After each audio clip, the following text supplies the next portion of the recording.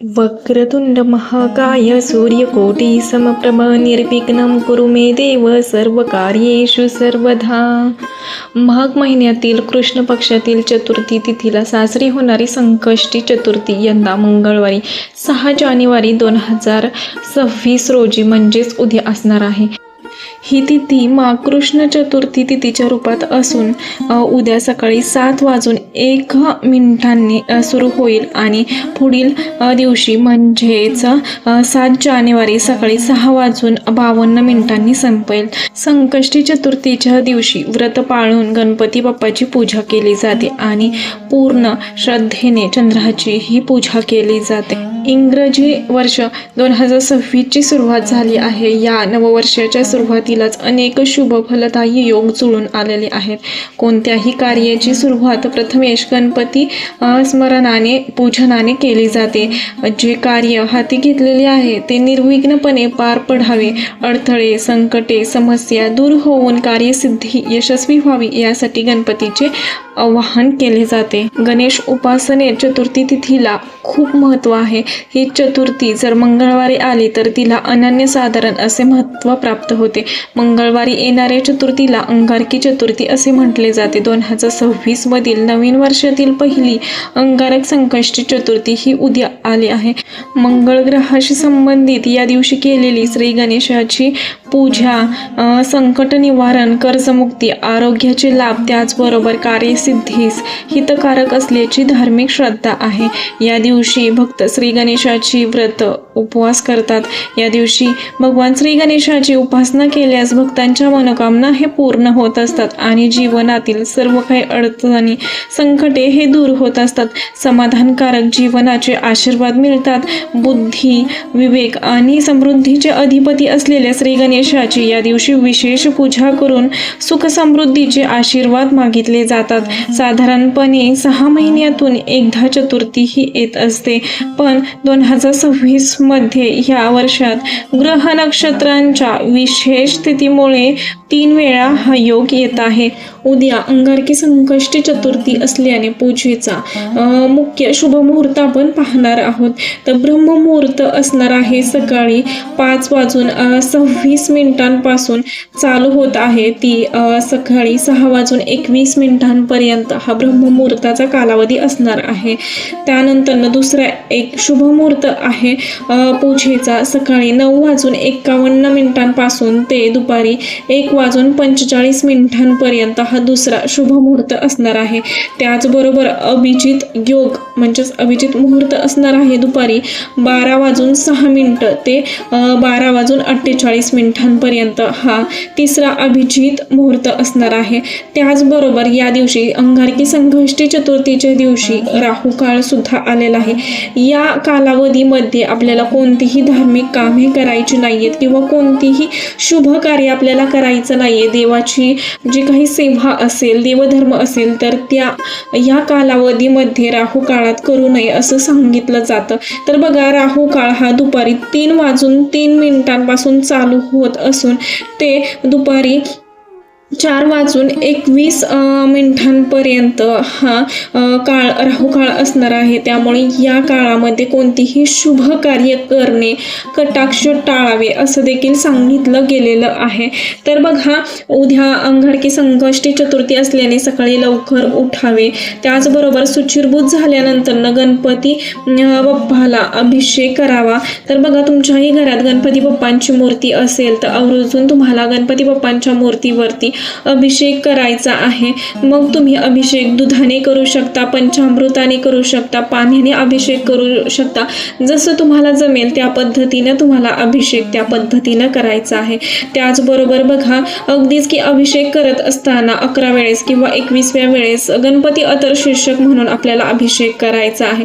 किंवा अगदी ज्यांना खरंच शक्य नसेल तर त्यांनी ओम गण गणपतीये नमः, ओम गण गणपतीये नमः या मंत्राचा नाम जप करत देखील तुम्ही अभिषेक अभिषेक करू शकता.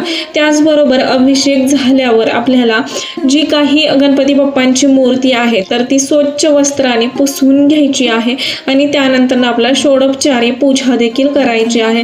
तर बघा अगदीच की गणपती बाप्पांना गंध, हळदी कुंकू, अक्षता व्हायचे आहे. त्याचबरोबर जर तुम्हाला खरंच शक्य झालं तर जास्वंदीचं फूल देखील गणपती बाप्पांना आवर्जून व्हायचं आहे, जे की गणपती बाप्पांना खूप प्रिय आहे.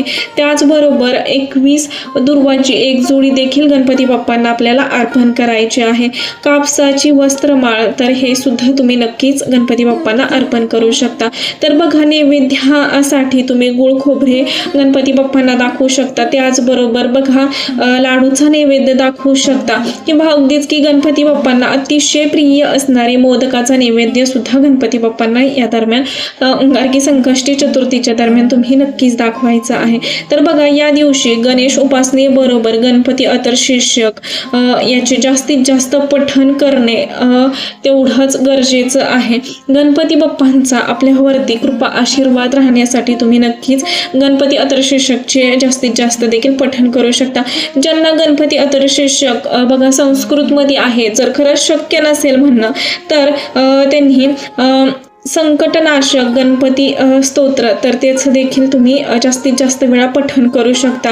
काही जणांना ते सुद्धा शक्य नसेल तर तुम्ही गणपती बाप्पांना ओम गण गणपती नमः, ओम गण गणपती नमः ह्या मंत्राचा गणेश मंत्राचा 108 वेळा किंवा अगदीच 11 माळी सुद्धा या दिवशी जप आवर्जून करायचा आहे. त्याचबरोबर बघा तुम्ही एक दुर्वाची जोडी म्हणजेच 21 दुर्वाची एक जोडी आपल्या उजव्या हातात घ्यायची आहे आणि जे काही गणपतीचे स्तोत्र असतील किंवा ओम गण गणपती नमः, ओम गण गणपती नमः या मंत्राचा जास्तीत जास्त वेळा किंवा गणपती अथर्वशीर्षक आपल्याला 21 वेळा म्हणून ते दुर्वाची जोडी गणपती बाप्पांना अर्पण करायची. असं म्हटलं जातं की एखादी तुमची मनोकामना पूर्तीसाठी जर गणपती बाप्पांना बोलून तुम्ही ही सेवा केली तर ती नक्कीच पूर्णत्वात जाते असं देखील म्हटलं गेलेलं आहे. त्यामुळे तुम्ही नक्कीच हा देखील उपाय या दिवशी अंगारकी संकष्टी चतुर्थीच्या दिवशी आवर्जून करू शकता.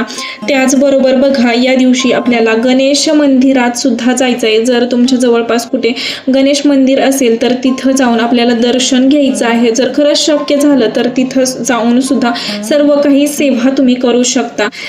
तर बघा अंगारकी संकष्टी चतुर्थी ही हिंदूंसाठी एक शुभ दिवस मानला जातो. संकष्टी चतुर्थी कृष्ण पक्ष चतुर्थी म्हणजेच मावळत्या सूर्याचा 4थ्या दिवशी मंगळवारी ही येत असते. अशा दिवसाला अंगारकी संकष्टी चतुर्थी म्हणून आपण ओळखतो. त्याचबरोबर बघा संस्कृतमध्ये अंगारकी म्हणजेच लाल रंगाचा जळलेला कोळसा, गणेश पुराण आणि स्मृती कौस्तुभ यांच्या वेदिक ग्रंथामध्ये अंगारकी चतुर्थीचे महत्त्व सांगितलं गेलेलं आहे.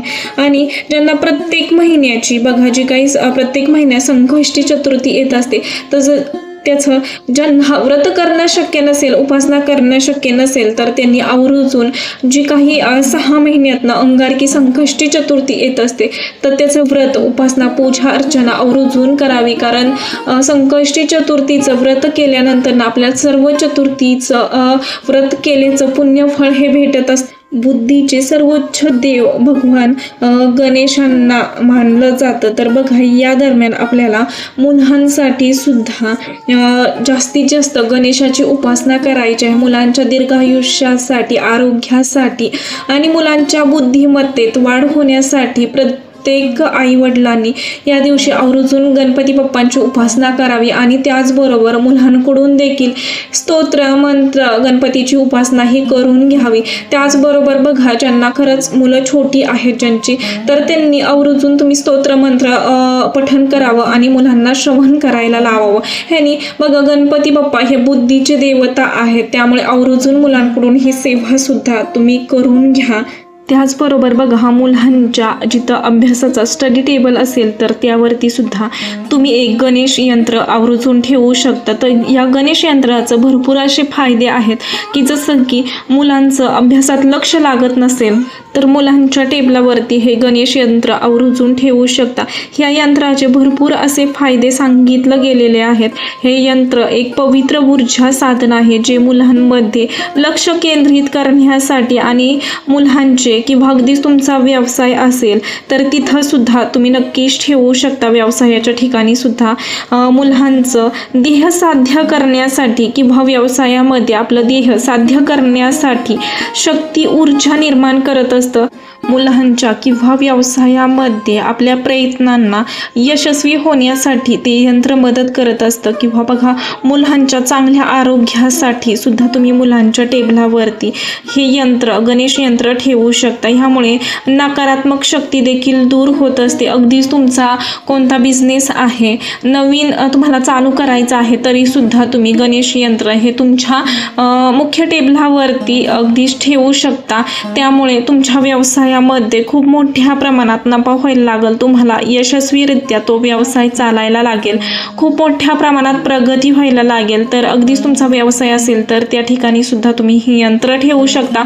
त्याचबरोबर मुलांच्या स्टडी टेबलवरती सुद्धा तुम्ही हे यंत्र आवर्जून ठेवू शकता. त्याचबरोबर बघा, दिवसभर उपवास केल्यानंतर आपल्याला चंद्रोदयाच्या वेळी चंद्राला आपल्याला अर्घ्यसुद्धा द्यायचं आहे. दूध, पाणी, हळदी, कुंकू, त्याचबरोबर तांदूळ एकत्र करून फूल एक टाकायचं आहे. एकत्र करून आपल्याला चंद्राला देखील अर्घ्य द्यायचं आहे.